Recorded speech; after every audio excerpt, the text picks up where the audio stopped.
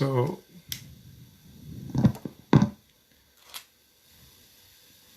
we chant again the Mahalakshmi Ashtakam, and today we're gonna keep talking a little bit about this text. So yesterday we spoke a little bit in general about Mahalakshmi, what it means, who was Indra, the one who is speaking the text, what are the qualities of that devata, and also what are the gifts that Lakshmi is giving, and why not all the devatas, but everyone wants a little bit of Lakshmi in his life, and his quality of Mahamaya, of the great illusion, that quality that makes the lila of the whole creation. She's the Shakti, she's the Maya. So today we're gonna talk a little bit about some aspects. So every devata has a bahana. That means that's a vehicle, the way how the devata travels. So Ganesha has a mouse. The noise Mukshika has a kind of name like that. So he travels with a mouse. Then Kartikeya, the brother of Ganesha, has a peacock. So he flies with the peacock. And Shiva, the Vahana, the vehicle, is a Nandi, it's a bull. And there's a high being. All of them are, there's a story behind why they took that form. So the Vahana of Vishnu and of Lakshmi is Garuda. Garuda is this, I don't have it here. I look for it, but it's not like that. But you can, I don't know if you can see this being, this eagle here. It's I think it's an eagle, if I'm not wrong. It's a very big bird with very big wings, and he's super wise. I think he was the one who told Vyasa, I don't know if the Ramayana or Vedas or something like that. I mean, or to Valmiki, not sure. I'm confused with those names. But he's kind of a wise being. So he's not just a bird, but a wise being. And he's the natural enemy of the snakes. So they usually everyone has fear to the snakes. So these eagles, they easily from the heights go and they see, and they take the snakes. They eat them or they kill them. I don't know what they do with the snakes. So as a human beings is one of the animals that is kind of, we have a lot of fear to the snake. So, and another quality of that being is the sight. He has a very, very long sight, better sight than our sight. So he can see, and he can kill that. So I guess the snake has different meanings, but related with Lakshmi, we have the desires. So we take the snake as desire, and you can see how many desires a human being can have. I don't know if infinite, but many. So a mind that's not centered, a mind that's not in peace, a mind that's always going outside, with the senses, going here and there, hearing this and reacting with that and that. Probably there will be desires of I want and desires that I don't want this. So many, many desires. And Garuda, that being, is there was a fight between Asuras and all that, and he was able to kill all serpents, all of them. So he cannot only kill one or two, three. So this being, it's not only one being that can fly very quick and high and whatever. So he's able to control. If we're speaking about it, these senses, he can kill the desires. He can stop this cycle of non-stop with the desires, and he's able to see them. You get that? If you don't see one desire, if you're not aware of that, how you can stop it? So, if in case that I don't know, you just put a simple case that maybe it's not important, but you like apples a lot, so you're eating a lot of apples, always going and enjoying the apples. So you will not be aware that you have a desire for the apples. I'm not saying it's a bad desire or whatever. I'm just saying that probably when you have a conduct, when you have a way of being, you will not see it. You behaving like that, and maybe with the clothes, you always taking the best clothes or whatever, or you want that, and you don't see because you're natural going with that. So Garuda is kind of telling us, you have to see to catch it. So you have to be like Garuda. That's a kind of a quality of Lakshmi also. It's the vehicle. It's how Lakshmi moves. It's how Lakshmi flies away. So she, that's giving all the virtues, he's giving the riches, the fame, she can fly through that. She can control that. She's able to see. We spoke yesterday about the other side of those virtues, that too much money, too much power, too much sex, everything that exceeds, then it gets corrupted, it gets... you go to the extreme. So the vehicle of Lakshmi is letting Lakshmi not to go into that, letting anyone who is able to control the senses, to do a little bit of pratyahara.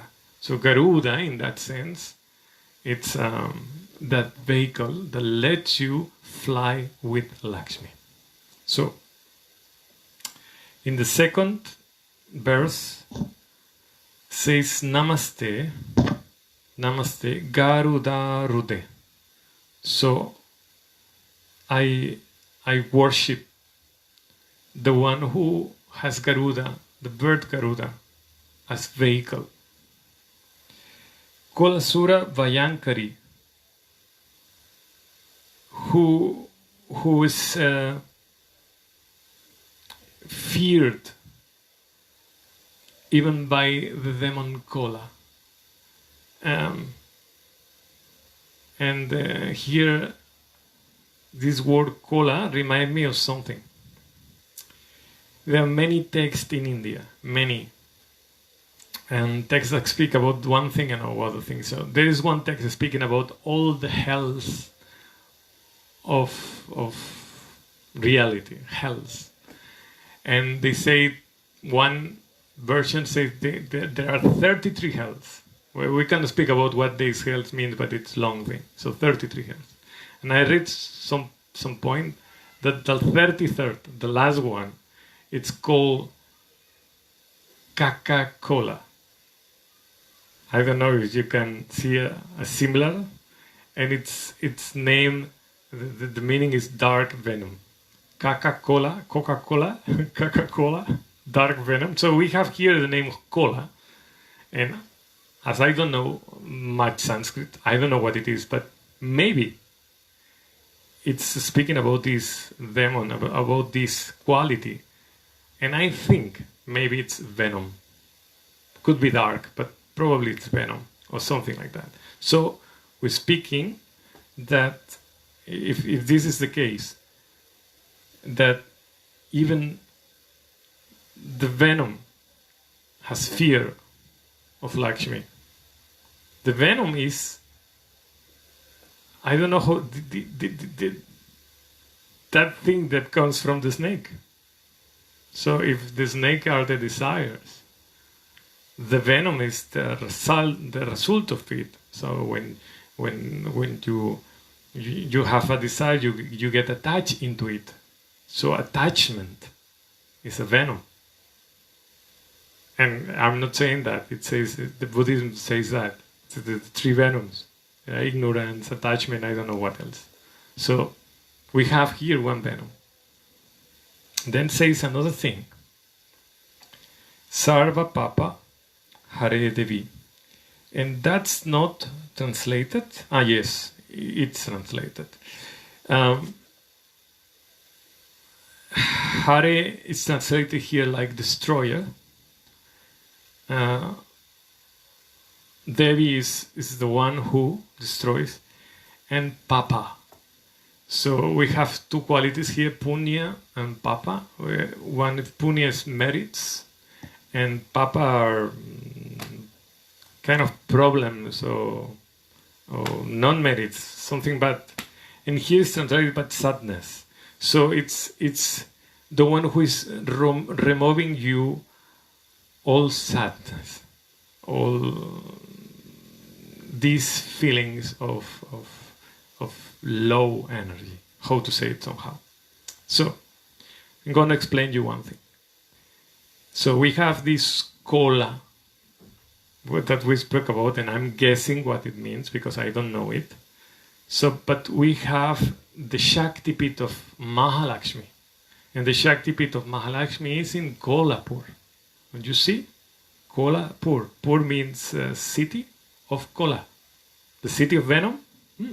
The city, the dark city, the city of where Lakshmi maybe killed Kola.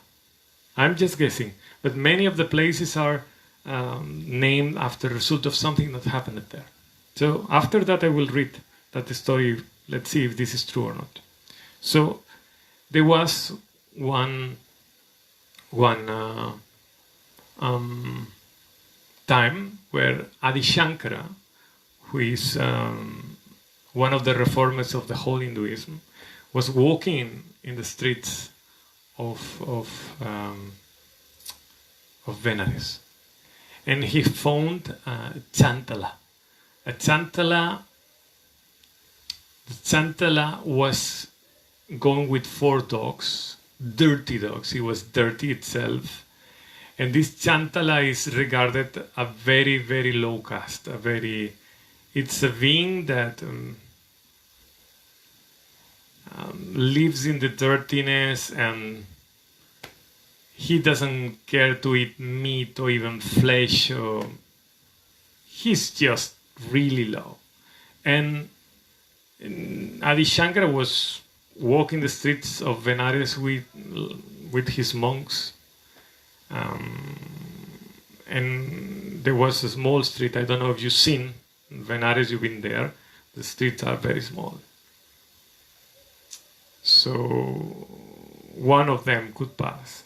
So Adi Shankara, because he was not like a king, but he felt like that, told him, step aside me. So, like, don't touch me, don't pollute me, don't bring me your bad energy to me. Everything that's not Lakshmi.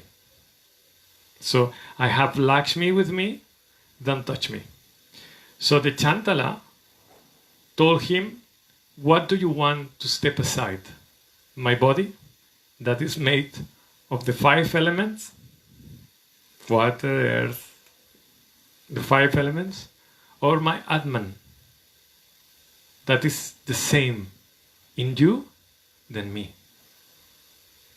So when Adi Shankara heard that, he just pronounced, and he knew that this being was not normal being.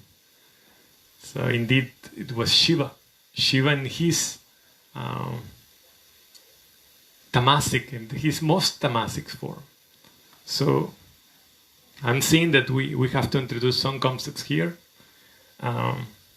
We have 3 levels of energy that in India is described.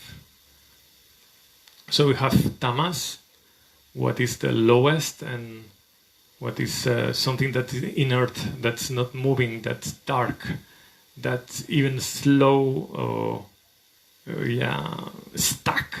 So something like that, okay? Then we have rajas, that's something that moves, and it's fast, and it's quick, and it's with energy and fire, and it can be even aggressive or like very dynamic. And we have here rajas. And we have the last of the 3 states, that it's luminous, and it's peaceful, and it's shiny, and almost transparent, and soft. And we have here sattva guna, the quality of sattva. So this chantala was showing Adi Shankara the tamaguna, and the Lakshmi itself, it shines with sattva guna, with sattva, or a combination of sattva and rajas, but of sattva. And if you don't manage well sattva, this sattva turns straight into tamas without you noticing it. So someone who is, I don't know if you've seen these people that goes always in white, that are like perfect and super spiritual. And I don't know that everyone is like that. Probably there are nice beings like that, and some of them are very nice. But this extreme lightness turns into something slimy, fake, and it's just tamas. And sometimes it's just superficial.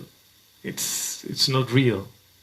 And someone who is real, he doesn't need to show anything. It's like always I say, when you are black, are you telling everyone that I am black? No, you are not telling that, because you know you're black. It's your reality. When you feel inside that you are beautiful, you need to tell everyone, so beautiful I am. You need to shine yourself, or to paint yourself, or to wear clothes. No, the quality is in you. So you know that.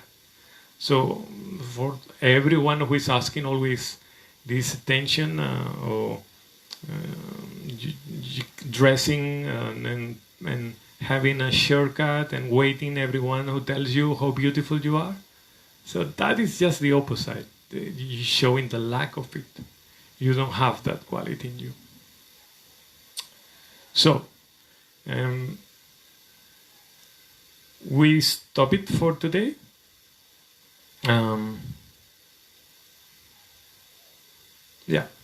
We stop it for today.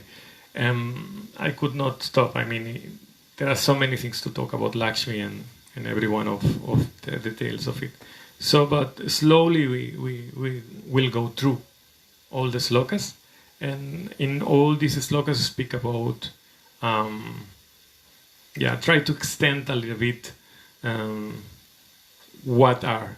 Most of them is, sometimes I have time and I go through and I try to know exactly what I'm saying. Sometimes I'm like today, I'm guessing. I'm just feeling what that means, and that could be, and I go through that. So keep in mind, you have there the name Mahalakshmi Ashtakam.